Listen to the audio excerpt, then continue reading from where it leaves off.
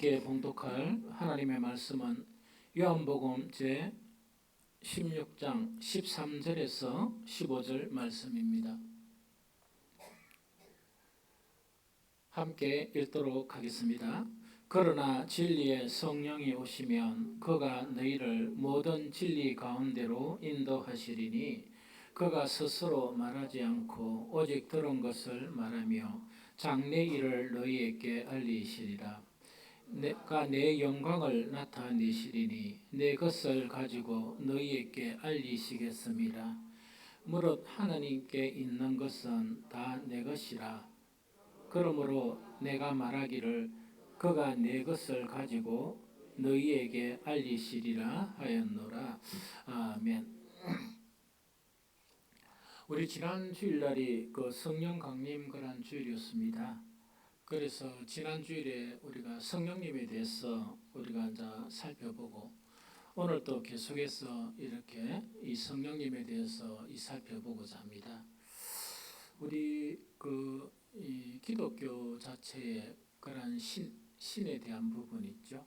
이 신에 대한 부분 자체가 상당히 이해가 좀 까다롭습니다. 그 까다로운 게 뭐냐?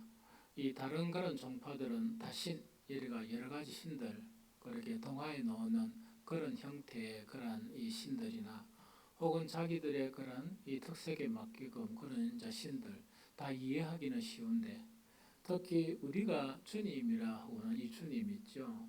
이 주님 자체는 사실은 이제 교회를 다니다 보면 이 누구를 말하는지 잘 몰라요.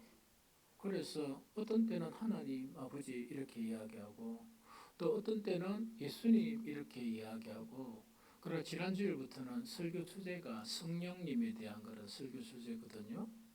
그러다 보니까 대체 이것이 무엇을 이야기하는가 이래가지고 혼란을 겪을 때가 많거든요. 그런데 우리가 하나님을 완전히 알 수 있게 되는 것은 천국 가야 돼요. 이 천국 가야 완전히 알 수 있는데 두 가지 이유가 뭐냐? 하나는 하나님 그런 존재성에 대한 것을 알 수 있는 지혜가 우리에게는 없습니다. 그 지혜가 없는 것이 첫 번째 이유고 두 번째 이유는 뭐냐니까 하나님을 아무리 알려고 그래도 우리 마음 자체가 하나님을 알 만큼 깨끗한 그런 영혼의 상태가 되지 못해요. 그러다 보니까 하나님을 알 수가 없습니다. 그래서 우리 기독교에서 가장 어려운 그런 교리 중에 하나가 삼위일체라는 게 있어요. 그래서 이것 가지고 많은 그런 이 논란들이 있고 또 종파에 따라서 이렇게 이해하는 그런 측면도 다 다릅니다. 그런데 거의 다 대부분이 동의하는 것 자체가 어떤 건가니까 하나님은 삼위일체의 하나님이다 이렇게 이야기하는 거예요. 그럼 삼위라는데 그때 삼은 삼을 이야기하죠.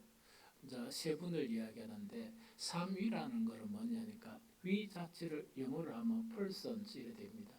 그러면 인격을 이야기해요. 그러면 세 분의 인격이 계신데 그 세 분의 인격이 성부 하나님과 성자 하나님과 성령 하나님이 계신데 이 세 분 하나님은 분리되는 것이 아니고 한 분이시다. 요 이야기거든요. 그래서 이것이 대단히 어렵고 대단히 어려운 그런 부분이에요. 그래서 우리가 이걸 완전히 깨우치려고 그러면 어떻게 되는 거니까 다 우리 손잡고 천국 가서 그때 주님을 만나게 되면 그때는 지금보다 우리는 확실히 더 하나님을 알 수 있을 것이다 하는 생각이 듭니다. 삼위일체 하나님의 하나님은 모든 그런 것의 주인이세요. 다 마찬가지요. 그런데 성자 하나님, 예수님의 특징 자체는 뭔가니까 요한복음 1장에 보면 태초에 로고스라는 건 인격을 이야기해요. 그럼 삼위 자체도 우리와 동일한 인격을 이야기해요. 그래서 우리가 성령님이라면 인격적인 성령님보다 영향력 있죠. 영향력적인 비인격적으로 생각하는 사람들이 참 많아요. 그래서 신앙생활에도 그런 사람이 많거든요. 그거는 잘못된 개념이에요. 성령은 영향력이 아니에요. 성령님도 인격이세요. 인격이시라는 얘기다. 그러면은 성자 되시는 예수님은 뭐냐니까 태초에 로고스 인격이 계셨는데 이 인격 자체는 하나님과 함께 계셨으므로 이 인격 말씀은 바로 하나님이시라 하는 그 이야기거든요. 예수님은 왜 예수님이 이 땅에 오셨는가 하니까 사람들이 하나님의 로고스인 말씀을 계속 오해하고 바꾸고 이러다 보니까 하나님께서 마지막 때에 이제는 아무도 변명을 못하도록 정말 하나님 본질의 말씀이 있죠. 말씀을 우리와 동일하게 육신을 입어서 이 땅에 보내신 분이 성자 예수님이세요. 그게 가장 큰 속성이 이제 그런 속성이고, 그 다음에 성령님은 어떤 분인가 하니까, 그래서 그 성자 예수님은 하나님으로부터 나셨는데, 이제 성령님은 하나님에게로서 오신 분이고, 예수 그리스도께로부터 오신 분인데, 이 용어를 좀 조심해야 돼요. 그래서 막 신학자마다 용어를 달리하면서 이게 맞다, 이게 다르다, 이렇게 이제 표현을 하거든요. 오신 분인데 성령님 자체는 뭔가니까 하나님은 천국에 계시고 또한 예수님도 이 땅에 오셨다가 뭘 하셨습니까? 우리의 죄를 대속하시고 정말 3일 만에 부활하셨어요. 부활하시고 난 다음에 40일 동안 그 많은 사람들에게 이 부활하신 모습을 보여주셨는데 이때 예수님의 부활 사건이 복음의 폭발을 일으킨 거예요. 예수님이 다시 사셨다 하는 것 때문에 이 소문을 듣고 온 팔레스틴, 그 다음에 소아시아, 정말 유럽뿐만 아니고 북아프리카 그 전역에 복음이 급하게 이렇게 팽창하고 이렇게 복음이 전해졌던 거예요. 그러니까 그 이야기거든요. 그런데 부활하시고 예수님은 어떻게 하셨냐? 부활하신 후에 성천하셨어요. 이 성천하셨거든요. 그런데 그러면 우리가 하나님도 이렇게 안 계시고 예수님도 안 계신데 우리는 신앙생활을 어떻게 한단 말이냐? 그래서 하나님은 아주 미세한 부분까지 우리의 그런 신앙을 위해서 하신 일이 뭐냐? 우리 마음 가운데 또 우리의 관계성 가운데 내주하시는 성령님을 보내신 거예요. 이해가 되죠? 이해가 되죠? 그 성령님의 그 일하신 자체는 뭔가니까 우리가 생각하는 그런 일이 아니에요. 뭐 이적을 일으키고 은사만 주시고 하는 거 있죠. 은사 기적이란 이거는 기독교만 있는 게 아니고 타 종교도 있습니다. 그 다음에 기독교에만 그런 이상한 일이 일어나는 게 아니고 사탄도 그런 일을 일으킵니다. 그런데 사탄은 악한 영이라고 그래요. 그런데 성령님의 주 자체는 무엇을 하시는 것인가?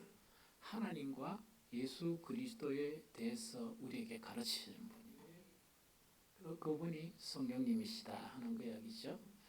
그래서 지난 주일은 우리가 무엇에 대해서 살펴봤나 하니까 성령은 우리에게 왜 중요하냐 이것에 대해서 지난 주일에 두 가지를 하려고 그랬어요. 이 두 가지를 하려고 하는데 가만히 보니까 시간이 확 지나가가지고 한 가지만 있었어요. 그러면 왜 그렇게 계속 설명을 자세히 했냐? 어렵거든. 성령님에 대한 부분이 어려워요. 그래서 이 세상에 이제 무지한 사람들에게는 쉬워요. 왜? 자기 생각대로 해석하니까. 그러나 성경을 가지고 이 성령님을 말하려고 그러면 상당히 좀 난해합니다. 난해하거든요.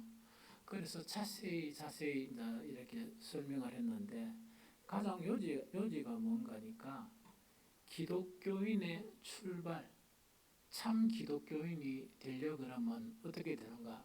거듭나야 돼요. 거듭나야 되는데 그 거듭난 일 자체를 누가 역사가 어떤 분이 하시냐? 성령께서 거듭나게 하세요. 성령께서 거듭나게 하시고 악한 영이 이 세상에 많죠. 그래서 악한 영 자체를 배제하기 위해서 성경에는 말씀으로 거듭나고 성령으로 거듭나는 거예요. 이 두 가지는 뗄래야 뗄 수가 없습니다. 그래서 지난주에 이렇게 살펴본 것이 어떤 것을 살펴보냐. 성령은 정말 이렇게 예수님의 말씀처럼 참 이렇게 뭡니까? 정말 이 주여 주여 외치는 말하고 막 외치는 자마다 다 하나님의 나라에 가지 못한다. 그거는 뭐냐? 교회 안에 정말 많은 사람들이 운집하거든요. 운집하지만은 정말 참 성도는 어떤 성도인가? 거듭난 성도예요. 새 생명을 가진 성도가 참 성도다 하는 그 이야기죠. 그 역사를 일으키는 분이 바로 누구신가 하니까 성령님이세요. 그래서 성령님은 우리의 삶 속에서 뗄래야 뗄 수 없는 분이세요. 그분이 성령이시고, 그 다음에 오늘은 지난주에 한락했던 더 한 가지가 더 있거든요. 오늘 본문에 있는 내용이에요. 오늘은 뭔가니까 그 성령님의 사역 중에서 거듭나게 하시는 것하고 사역이 참 많은데 딱 줄이가 두 가지만 요번에 이제 하는데, 한 가지가 뭔가니까 우리를 진리로 인도하신다. 오늘 본문에도 나옵니다. 그래서 그것에 대해서 이렇게 살펴보고 시간이 되면, 조건은 시간이 되면 어떻게 되는 거니까 누가 성령을 받는가 그것을 살펴볼 거예요. 그래서 시간이 안 되면 또 뭡니까? 누가 성령을 받는가 하는 부분은 다음 시간에 또 하도록 하고, 원래는 한 2주, 3주 이렇게 계획을 하고 이 성령님에 대해서 이렇게 설교를 했으면 좋겠다 마음이 들었는데 마음이 바뀌었어요. 왜 바뀌는가 하니까 지금 너무나 혼란한 시대입니다. 그러다 보니까 이 성령님에 대해서 어쨌든 간에 할 수 있는 대로 4주나 5주, 안 그러면 6주나 7주 이런 식으로 해가지고 성령님에 대해서 지속적으로 살펴보는 그런 시간을 갖도록 하겠습니다. 오늘은 성령님의 두 번째 아주 중요한 사역, 진리로 우리를 인도하시거든요. 그러면 이게 대체 뭔 말인가? 나는 성경을 알고 있는데, 그래서 나는 진리인데 모두 다 그렇게 이야기하거든요. 그런데 왜 성령님은 진리로 우리를 인도하셔야만 되는가? 그걸 살펴보면 예수를 믿는 진실한 믿음의 사람들은 뭐 한다 그랬습니까? 성령과 말씀으로 뭐 한다? 거듭난다, 그죠? 딱 거듭나게 되면 그때부터 거듭난 생명이 되면 원래는 이런 현상이 나타나요. 거듭난 사람은 유아들이 딱 낳으면 뭡니까? 시도 때도 없이 2시간 주기라 그러네요. 그 2시간 주기라서 밤에 잠도 못 자는 거예요. 그래서 막 울어대니까. 왜 울어댑니까? 젖달라고. 그런 것처럼 우리가 이 성령을 통해서 거듭나게 되면 정말 어린애들이 엄마의 젖을 막 잤듯이 우리도 신령한 젖이라는 건 하나님의 순수한 말씀을 이야기해요. 그 말씀을 막 찾게 되는 거예요. 그러면 신령한 젖을 막 이래 찾고 그것을 막 시도 때도 없이 계속 먹어요. 먹다가 보니까 어떻게 되는 거니까 거듭난 사람은 유아에서 그 다음에 유아가 지나고 시간이 지나게 되면 사람마다 차이는 나타나요. 그러면서 아이가 되는 거예요. 아이들이 되고 또 아이들의 귀에 그런 갈등기를 지나고 나면은 어떻게 되는가? 장성한 사람으로 이렇게 성장하게 됩니다. 그러면서 지속적으로 예수 그리스도의 장성한 분량으로 계속 이렇게 자라나게 되는 거예요. 그럼 요거는 참 성도는 이런 현상이 나타나요. 그래서 이런 현상이 나타나지 않으면 잘 살펴봐야 돼요. 나는 왜 그대로인가? 3년 전도 그대로고 2년 전도 그대로고 지금도 그대로인가 하면 조금 문제가 있어서 그래요. 그래서 아이들도 문제가 있으면 병원 들고 가잖아요. 그래서 영적인 치유가 필요해요. 좀 이해가 됩니까? 그럼 여기 정상적이에요. 그래서 계속 바뀌는데 계속 변화가 되는데 어느 정도 어떤 때는 빨리 변화가 되는 거니까 지난주에 생각했던 거 있죠. 이번 주에 뭐냐니까 내가 왜 그런 미련만 생각했나? 이렇게 바뀌어요. 그게 그만큼 많이 바뀐다는 거예요. 생각이 확 바뀌어버린다는 이야기거든요. 그런데 10년 전에도 똑같은 생각이고 지금도 똑같은 생각이고 막 이랬다 그러면 그거는 조금 영적으로 문제가 있을 수 있다 하는 그런 생각이 들어요. 이해가 되죠? 그러면 유아에서부터 어린아이로 바뀌어야 되죠? 하나님 목적은 그거예요. 바뀌고 그 다음에 또 뭡니까? 장성한 사람이 되고 예수 그리스도의 분량으로 바뀌어 나가야 돼요. 이 목적은 뭘까? 왜 이렇게 돼야 됩니까? 그렇게 안 되면 천국 못 가요. 천국은 한 점의 티나 허물이나 있어도 천국 못 갑니다. 이해가 되죠? 그럼 또 이렇게 이야기하면 안 됩니다. 나는 죽기 전까지 그래 못 될 건데 이렇게가 나는 천국 못 가는가 보다 이런 생각할 필요가 없습니다. 신앙이라는 거, 경건이라는 거, 믿음이라는 것은 믿음으로 그것을 향해서 나아가는 게 신앙이에요.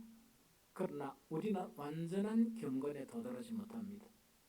그런데 믿음으로 나아가는 그것 자체를 하나님은 믿음으로 보시고 정말 우리가 완전한 그런 경지에 이르지 못한다 할지라도 하나님께서 우리에게 이렇게 선물을 주시는 거예요.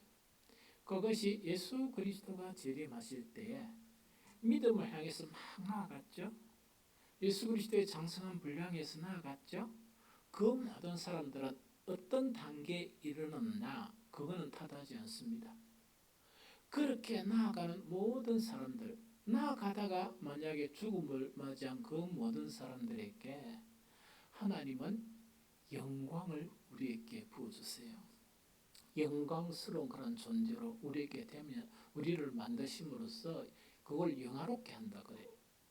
영화롭게 하심으로 말미암아 우리는 다 천국 가게 되는 그런 역사가 일어나요. 이해가 됐죠? 그래서 이것이 그런 부분이다. 그런데 문제는 뭔가니까 자 계속 변해가고 유아에서 어린아이로 변해가고 어린아이에서 장성한 사람이 되어가는 게 기독교 신앙의 핵심입니다. 생명이에요. 이게 없으면 죽은 거예요. 이게 없으면 신앙이 아닙니다. 이해됩니까? 말도 바뀌어야 되고 생각도 바뀌어야 되고 깨달음도 바뀌어야 되고 살아가는 삶도 바뀌어야 돼요. 이해됩니까? 그런데 요리하는 게 진짜 신앙입니다. 이렇게 되는 게 경건이라 이야기해요. 그러면은 사탄이 악한 영이 우리가 그렇게 되도록 이렇게 가만히 내버려 둘까요? 절대로 안 내버려 둡니다. 우리는 자죠. 피곤하면 그 아들은 잠도 없어요. 무슨 말이죠? 우리는 아침에 새벽에 딸리면 뭔가 좀 조심하잖아요. 첫 시작이니까 그 아들은 그런 개념도 없어요. 시도 때도 없이 뭘 하는가니까 우리의 경건과 우리의 그런 신앙 자체를 뺏어버려요. 그러다 보니까 어떤 결과가 가져오는가? 오늘날 교회 안에 경건한 사람들이 별로 없는 거예요. 왜 그러냐고? 그만큼 사탄이 강력하게 뭐라고요? 우리의 그런 믿음 자체, 신앙 자체를 이렇게 방해하다 보니까 그게 이렇게 미혹되어 버린 거예요.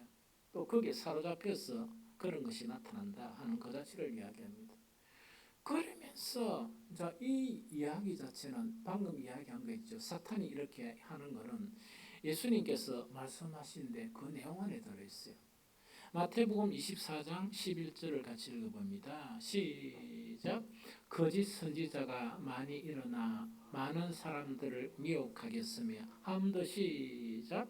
거짓 선지자가 많이 일어나 많은 사람들을 미혹하겠으며 하는 이야기거든요. 이게 억수로 이래 걱정해야 되거든요. 그래서 내가 미혹에 안 당하도록 이렇게 조심을 해야 돼요. 조심을 해야 되거든요. 그런데 가만히 살펴보니까 이 많은 거짓 선지자가 많이 일어나 많은 사람들을 미혹한다 하는데 여기에 대한 개념을 잘 몰라요. 그래서 성경에 나타난 것을 예수님이 말씀하신 거하고 교회가 형성되면서 일어나는 미혹된 현상이 있죠. 그거를 하나씩 최대한대로 다 설명을 해줄게요. 그런데 성경은 다 읽지 못합니다. 너무 시간이 많이 걸려가. 제일 첫 번째로 뭔가니까 사탄이 제일 첫 번째로 방해하는 거는 뭔가니까 우리가 신령한 처씨라는 걸 말씀이죠. 또 성경에는 말씀과 기도로 뭐해집니까? 거룩해져 가요. 이렇게 거룩해져 가거든요. 또 하나님의 말씀으로 우리는 어떻게 돼가요? 온전한 하나님의 사람으로 이렇게 변해가거든요. 사탄은 그걸 견디지 못하는 거. 그거를 갖다가 견디지를 못해가 그거를 차단시키려고 노력하는 거예요. 지금 이 시간도 뭡니까? 사탄은 그걸 못하도록 목사가 이래 설교하잖아요. 설교도 그걸 못하도록 막 이렇게 이 사탄은 그 역사를 하고 있습니다. 사탄이 가장 사용하는 주 무기 중에 하나가 어떤 무기인가니까 설교를 듣는 중에서도 그런 역사가 일어나요. 성경을 보면서도 일어나요. 그래서 어떤 분들은 예배 떡 참석해가 주님 은혜 주시옵소서 하고 막 기도했거든. 찬양하고. 그런데 설교 시간에 이런 어떤 생각이 들으면 우리가 너무 방에 들어가면 놓고 해야 됩니까? 안 해야 됩니까? 그래 신뢰가 안 되지. 사탄은 우리에게 생각이 쓱 들어오는데 놓고 안 하고 들어옵니다. 그것뿐만 아니고 막 문을 꽉 열고 이 버릇 없이 들어오는 게 아니고 슬며시 들어와요. 그래서 아무도 기분 나빠하지 않아요. 그러면 사탄이 제일 먼저 이 말씀을 통해서 이 살아나는 것을 방해하는 게 하나가 있는데 그게 뭔가니까 만약에 가령 예를 들면 설교 시간에 설교를 하죠. 그럼 설교를 들어가면 집중을 어떻게 해야 됩니까? 설교하는데 집중해야 되잖아요. 설교하는데 집중해야 되는데 갑자기 뭔가니까 아따 이 돈을 갖다 어떻게 하면 더 많이 벌까? 두 번째 아따 먹고 사는 거 어떻게 하면 잘 해결될까? 이런 거 있답니까? 그래서 이거는 마태복음 13장에 예수님께서 친히 말씀하셨는데 뭔가니까 살아갈 걱정 이 세상을 어떻게 살아갈까 하는 그것 자체를 갖다가 우리의 마음속에 생각에 주입하는 거예요. 뿐만 아니고 재물의 유혹 이거는 뭔가요? 내가 어떻게 해야 지금보다 더 좋은 아파트 내가 어떻게 하면 지금보다 더 좋은 승용차 이런 거를 내가 이렇게 하면서 살아갈 수 있을 것인가 이게 마음속에 있으면 절대로 설교를 아무리 하고 성경을 아무리 읽어도 그 말씀이 그 사람의 영혼을 성장하지 못하게 막아버립니다. 절대로 하지 못하게 막아버립니다. 그래서 예수님은 먹고 사는 문제 이거죠. 아주 쉽게 이야기했거든요. 먹고 사는 문제에 대해서 예수님은 가장 쉽게 말씀하신 그 내용이 뭡니까? 먼저 거기 나라 거기 그런 술 높은 이야기 하지 마시고 뭐 하니까 그거는 너가 걱정할 거 아니다. 요 이야기입니다. 그거는 너가 걱정할 거 아니다. 너가 아무리 걱정해도 물게 생기는 거 아니다. 그 이야기거든요. 그러면서 너가 걱정할 게 아니고 그거는 누가 걱정하는 문제냐? 하나님이 없는 사람들이 걱정하는 거다. 그 이야기입니다. 그러면서 예수님은 놀라운 말씀을 하시는데 하늘에 계신 너희 아버지가 너희들에게 먹을 것이 있어야 된다는 걸 안다. 너가 입어야 될 옷이 있어야 되는 걸 안다. 너가 잠을 자야 되는 거처가 있어야 되는 줄 안다. 그렇게 말씀하셨어요. 그런데 예수님의 말씀에 뭐냐니까 절대로 살아가는 염려는 하나 하지 마라. 하지 마라 이랬죠. 그런데 그 말이 듣깁니까? 안 듣깁니까? 안 듣기고 계속 사탄이 속이는 거지. 니 어떻게 살아갈래? 니 몸거 살래? 이런 거 있죠. 나라 경제 어떻게 살래? 이런 거 있죠. 그것만 계속 따라가는 거야. 그럼 그 사람은 주님을 따라가는 사람이요, 마귀를 따라가는 사람이라. 그런데 지는 마귀를 따라간다고 회개를 합니까? 안 그러면 나는 신앙을 주님의 신앙이 있어서 오늘 예배 참석했습니다. 이런 이야기합니까? 그럼 지 자신의 신앙의 모습이 있습니까? 없습니까? 이게 문제예요. 예수님이 첫 번째 지적한 거는 뭔가니까 말씀을 통해서 우리가 변하지 못하는 거는 뭐냐? 살아가는 것에 염려가 생기는 것은 절대로 성장하는 신앙이 안 된다. 우리가 경건하게 바뀌지도 않는다. 그래서 예수님께서 먹고 사는 문제에 대해서 그거는 누구 문제란 말입니까? 하나님 문제란 말입니까? 누구 문제가 아니다. 그럼 누구 문제가 아니라 그래가지고 좀 더 일어납니까? 오늘 하나님의 말씀이니까 아이고 직장 다니기 힘드네. 다 사표 내자. 고라란 말입니까? 성경에 또 다른 말씀이 있어요. 일하기 싫으면 먹지도 마라. 이해가 되죠? 그러면 내가 할 수 있는 일이 있으면 그걸 하고 뭘 하지 마라? 걱정하지 마라 말이야. 염려하지 말고 하나님만 계속하고 계속하다가 보면 그거는 하나님께서 채우시는 분이다. 제일 첫 번째 문제가 살아갈 염려하고 재물의 유혹이 있죠. 돈을 벌고자 하는 유혹이 있으면 아무리 신앙생활 오래 하더라도 변화가 일어나지 않습니다. 왜냐니까 사탄이 미혹됐기 때문에 그래요. 알겠습니까? 그럼 두 번째 뭔가니까 이거는 초기 교회에 강하게 나타났던 거예요. 이거는 성경 몇 곳에서 이야기하는데 특히 고린도후서 2장 10절에 어떤 표현인가니까 이 바울과 그의 이렇게 동역자들의 이야기한 건데 수많은 사람들이 이때 수많다는 건 엄청 많은 사람들이 또 그냥 평신도가 아니고 수많은 하나님의 말씀을 가르치는 사람들이 그럼 오늘날은 뭡니까? 목사들을 이야기합니다. 수많은 사람들이 하나님의 말씀을 혼잡케 한다. 이것도 사탄의 짓이에요. 그럼 이거는 뭔가요? 이거는 뭘 이야기하는가 하니까 이걸 이야기합니다.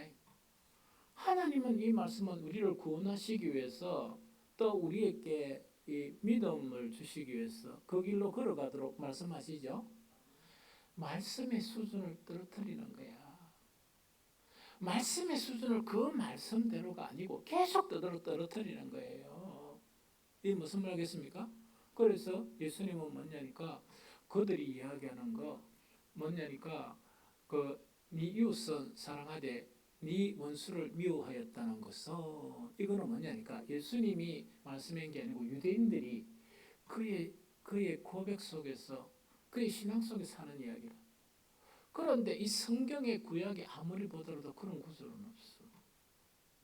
하나님을 뜨겁게 사랑하고 네 이웃을 네 몸처럼 사랑하라 이렇게 요구하셨지. 우리 유대인들끼리는 서로 사랑하고 이방인들은 개취급하고 이런 거 있죠. 그건 저거 만들어낸 거야. 그럼 하나님의 말씀 자체의 수준을 떨어뜨린 겁니까? 말씀의 수준대로 살아간 겁니까? 그렇죠? 그런데 이거는 유대인들만 일합니까? 여러분들은 이런 일을 안 합니까? 다 합니까? 더 많이 할 수도 있어요.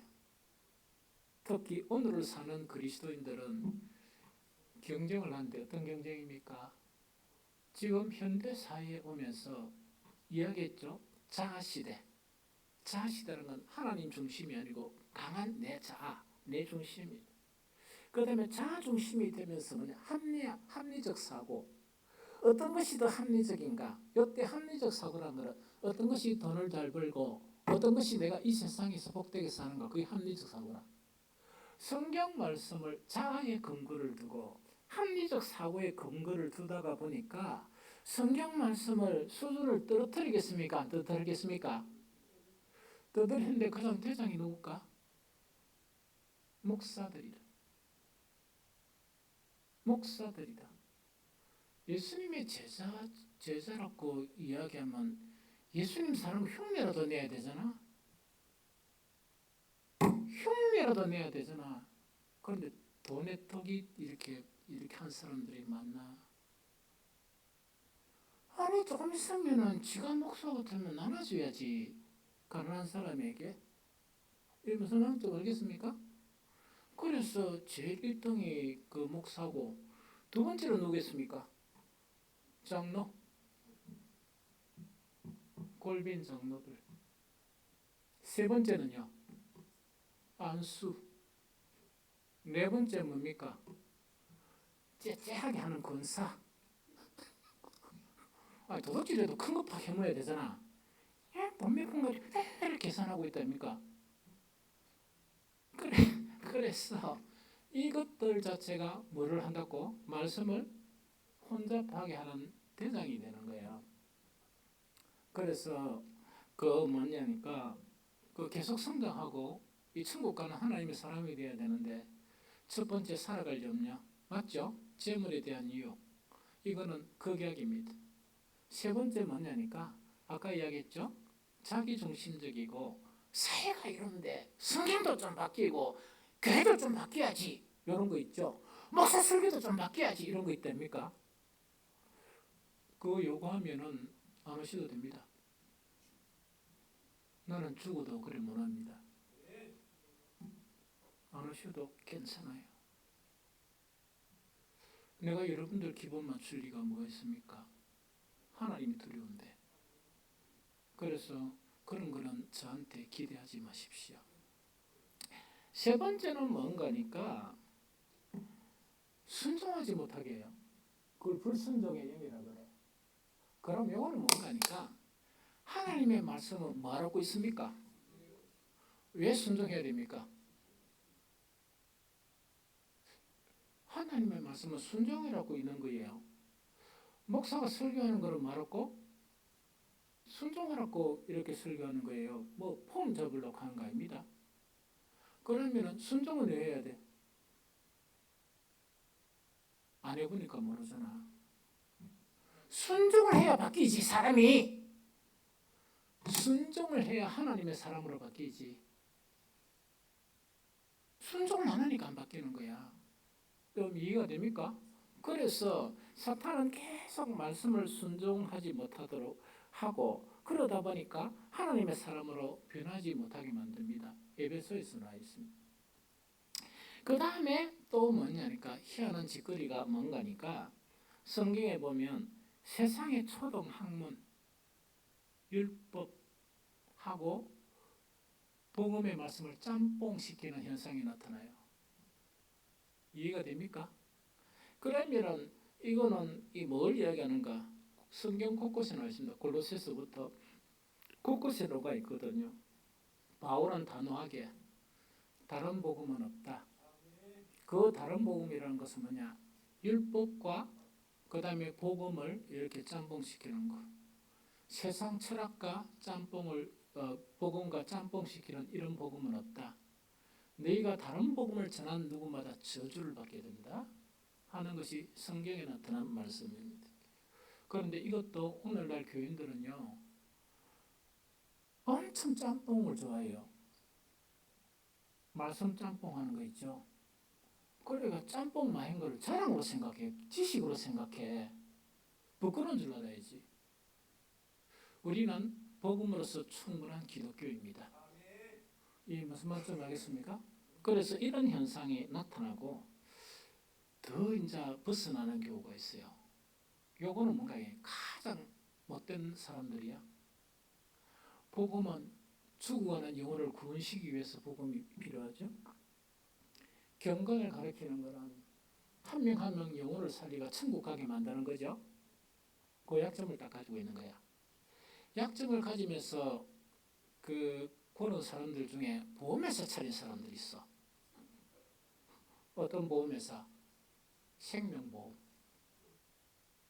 생명을 담보로 해가지고 경건과 하나님의 말씀을 무엇으로 사용한다? 이익의 도구로 사용하는 거야. 이익의 도구라는 건 첫 번째 돈, 두 번째 자기 과시, 뭐 이런 거 있죠. 또 자기 세력 확장 이것을 사용하는데 가장 악한 사람들이죠. 이해가 됩니까?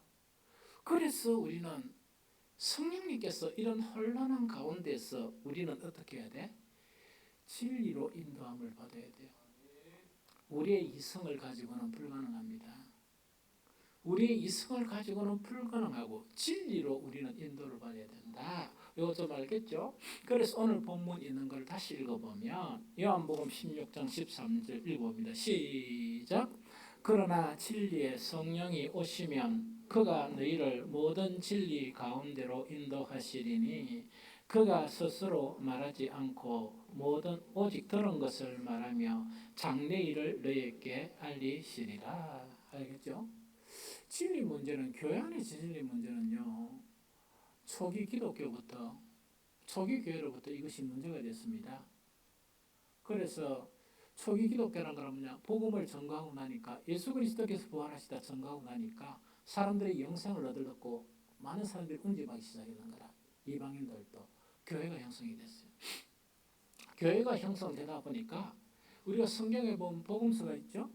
사도행전은 뭔가니까 복음을 전하는 그 이 일들을 기록하고 있어요. 그다음에 그 뒤에 보면 서신서라는 게 있어.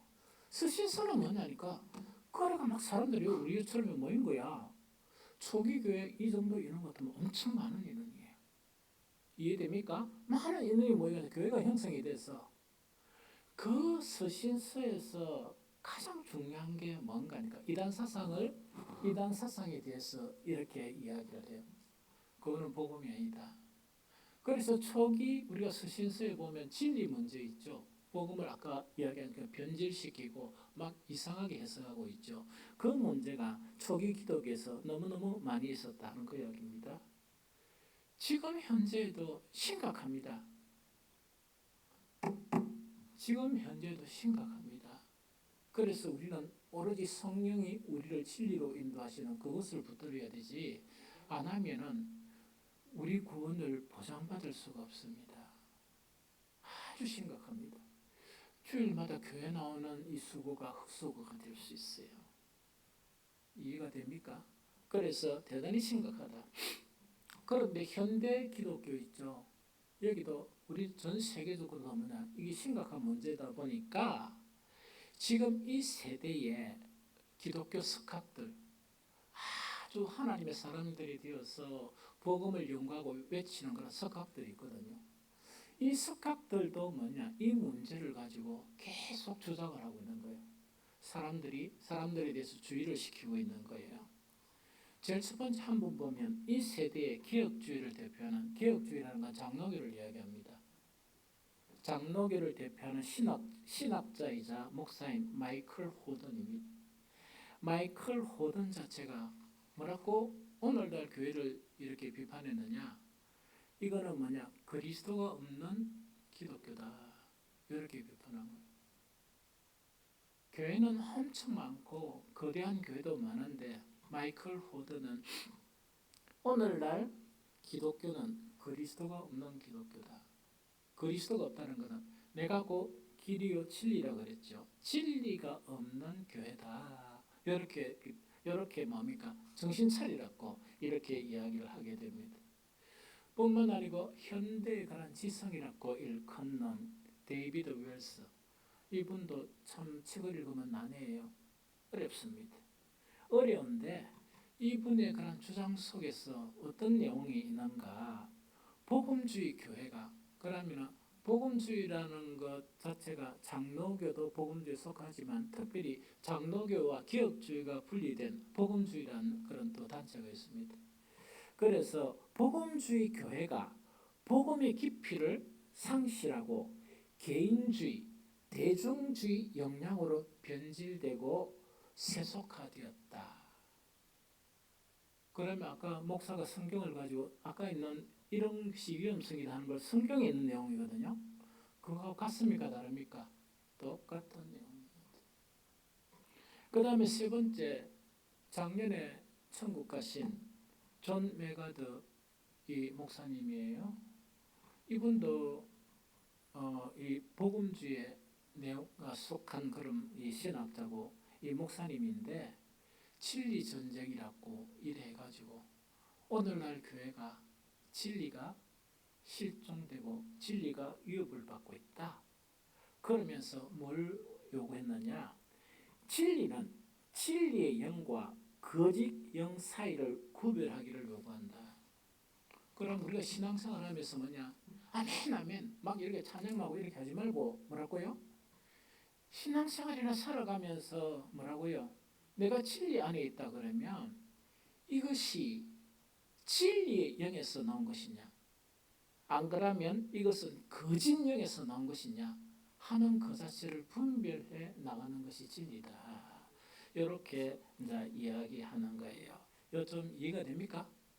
그래서 진리가 우리에게는 그만큼 중요해요. 이해됐죠? 그러면은 이제 아이고 이제 진리가 중요하네 이야기죠? 문제는 무엇이 진리인가? 무엇이 진리인가는 누가 말한 겁니까? 성경을 좀 많이 본 사람 누구라고요? 우리 장로께서는 아시는 것 같아요. 예수님을 십자가에 내준 사람이 한 겁니다. 예수님한테 진리가 뭐냐 질문했습니다. 그런데 우리 뭐라고 또 뭐라서 그만큼 진리가 대단히 중요하면서 진리가 무엇이냐 이걸 가지고 고민하는 사람이나 진리가 무엇이냐 이걸 알려고 기도하는 사람들이 점점 없다는 것은 그만큼 진리로부터 멀어져 가고 있다 하는 것은 반증이기도 한다. 그래서 특히 한국교회는 세계적인 석학들이 한국교회 보면서 진지하게 보는 게 아니고 그 막 부흥했잖아요. 조금 이렇게 웃으면서 이렇게 보는 경우가 있습니다. 좀 썩은 미소처럼 쓱 이렇게 보고 웃으면서 보는 경우가 있거든요. 그건 뭐냐니까 한국교회 대표적인 간판은 기복주의다. 천국이 없다고가 아니고 너무 이 세상에 집착해 있다. 이 세상 복에 거기서 돌이키지 못하면 엄청난 일이 벌어집니다. 이해가 되죠? 이 세상 복도 필요한데 거기 집착되면 안 되거든요.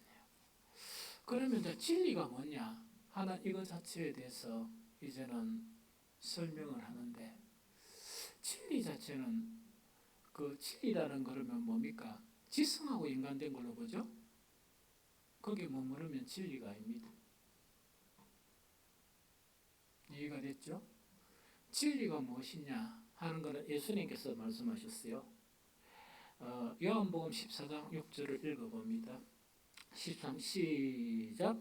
예수께서 이르시되 내가 곧 길이요 진리요 생명이니 나로 말미암지 않고는 아버지께로 올 자가 없느니라. 한 번 더 시작. 내가 곧 예수께서 이르시되 내가 곧 길이요 진리요 생명이니 나로 말미암고서는 아버지께로 올 자가 없느니라. 그러면 진리를 말씀하시면서 하나는 길과 하나는 생명을 말씀하세요. 그 안에 진리가 이래 있는 거예요.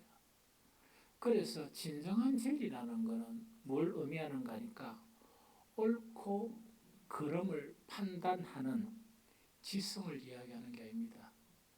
그거는 하나도 쓸데가 없어요. 기독교 자체를 지성으로 접근하면은 뭐로 변합니까? 철학으로 변해요.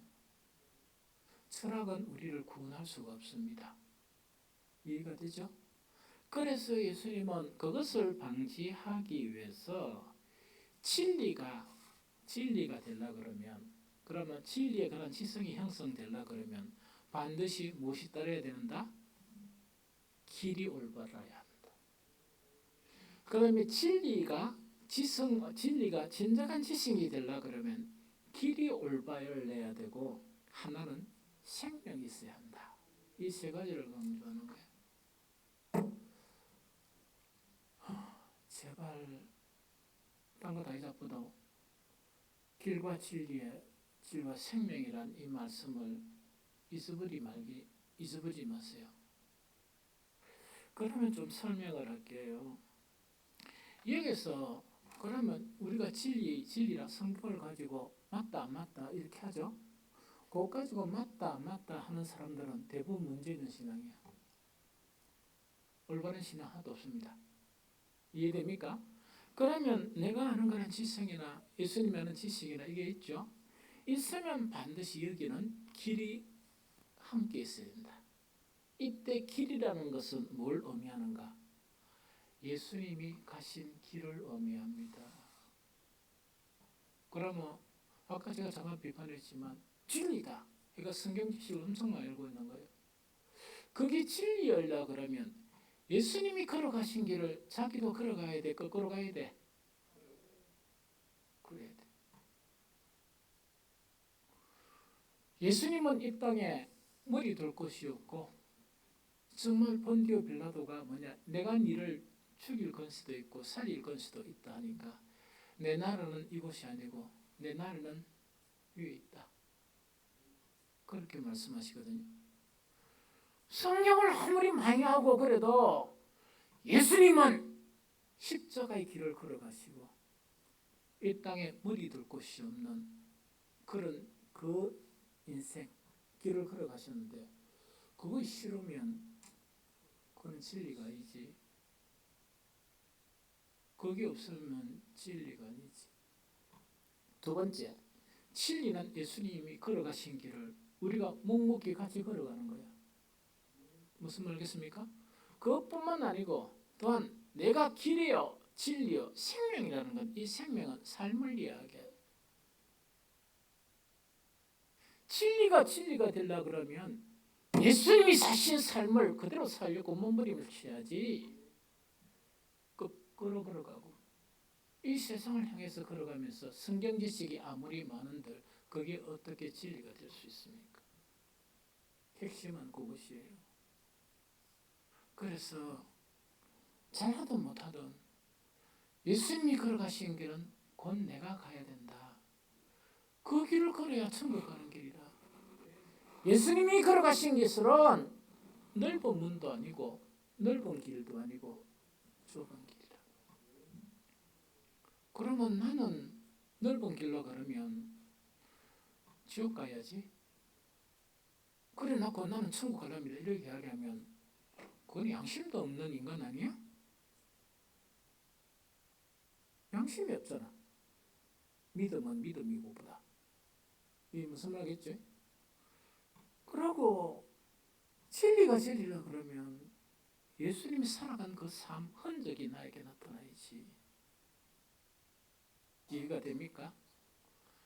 가난한 자들에게 정말 진정한 복음을 전하고 그들의 아픔을 회복시키고 하는 이 길을 걸어가야지. 치만 먹고 배불리 산다 그러면 성경 지식이 아무리 있다 손치더라도 그것이 어떻게 진리가 될 수 있느냐. 예수님처럼 못 산다 그래도 바울처럼 못 산다 그래도 흉내는 해야 될 거 아닙니까? 조금씩 흉내를 하고 그래야 양심이 있지. 그것이 진리다. 그것이 진리다.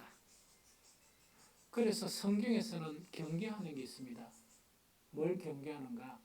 아까 이야기죠. 진리는 옳고 바름을 이야기하는 게 아니다. 옳고 바름에 대한 논쟁하는 것을 성경은 하지 마라 그럽니다.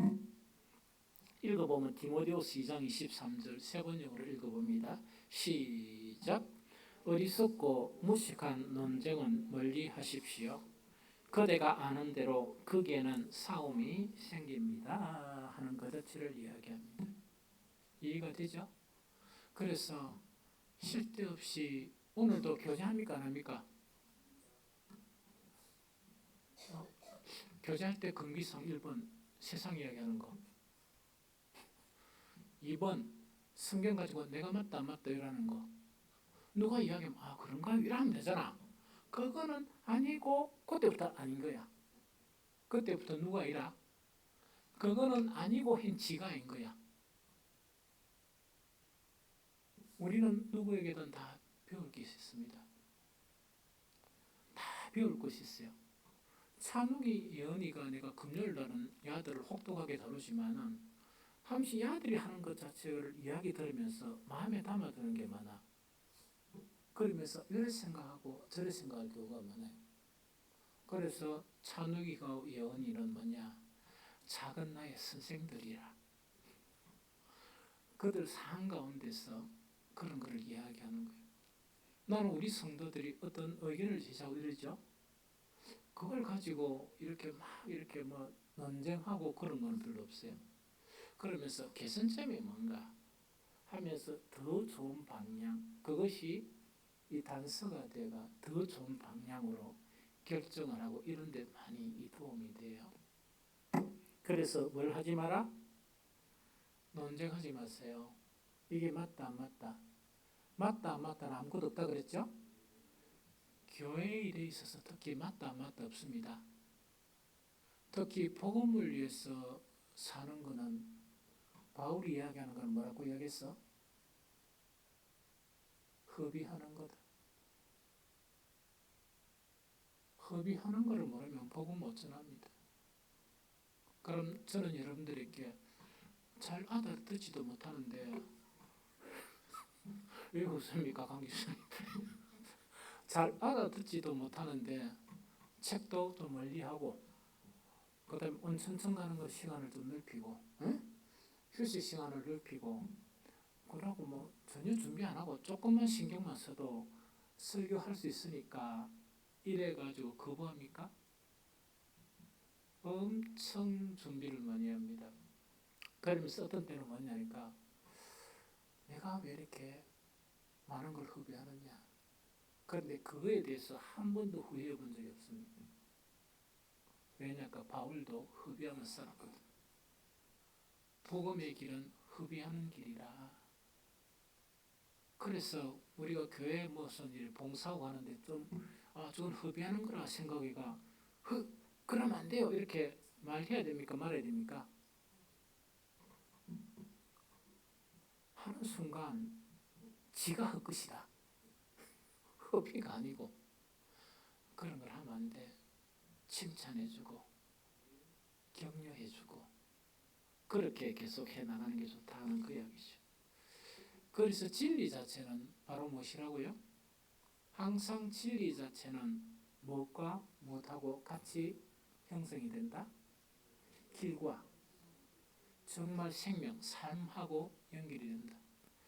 예수 그리스도를 아는 지식은 예수께서 걸어가신 길을 우리도 흉내내며 걸어가야 됩니다. 예수 그리스도를 아는 지식 자체가 진리 자체가 참 지식의 진리라 그러면 예수님의 삶을 하나씩 하나씩 본받아서 걸어가야 되는 것입니다. 이것을 누가 하신다고? 성령님께서 우리를 이끌어 주시는 거예요. 성령님께서 우리를 이끌어 주시는 거예요. 그래서 성경에 보면 예수님의 지상 명령은 중요합니까? 안 중요합니까? 중요하죠. 예수님은 마지막 당부가 이게 중요한 일이니까 빨리 나가 전도하고 빨리 나가 복음 전하라 이런 게 아니고 기다리라. 기다리라. 사도행전 1장 4절 5절 읽어봅니다. 자, 시작. 사도와 함께 모이사 그들에게 분부하여 이르시되 예루살렘을 떠나지 말고 내게서 들은 바 아버지께서 약속하신 것을 기다리라. 요한은 물로 세례를 베풀었으나 너희는 몇 날이 못되어 성령으로 세례를 받으리라 하셨나니라. 아멘. 그 중대한 예수님의 지상 명령도 뭐냐? 그게 우선이 아니고 우선은 뭐 해야 돼? 너희가 성령을 받아야 된다. 성령을 받아야 그때 비로소 복음의 출발이다 하는 그거를 이야기합니다. 이제 우리의 신앙 자체가 세상을 본보면 안 돼요. 세상은 자기 생각의 중심이야. 그걸 자아라 그래. 그거는 르네상스 시대의 이성 중심의 맥락을 같이 합니다. 이성 중심적인 교회들이 몰락한 것이 유럽교회입니다. 우리는 정말 하나님을 믿으면서 예수 그리스도의 그런 길을 따르고 성령의 인도하심을 따르는 그래서 우리의 신앙이 참 경건과 진리의 길을 걸어가는 저와 여러분들이 되시기를 예수 그리스도 이름으로 축복합니다.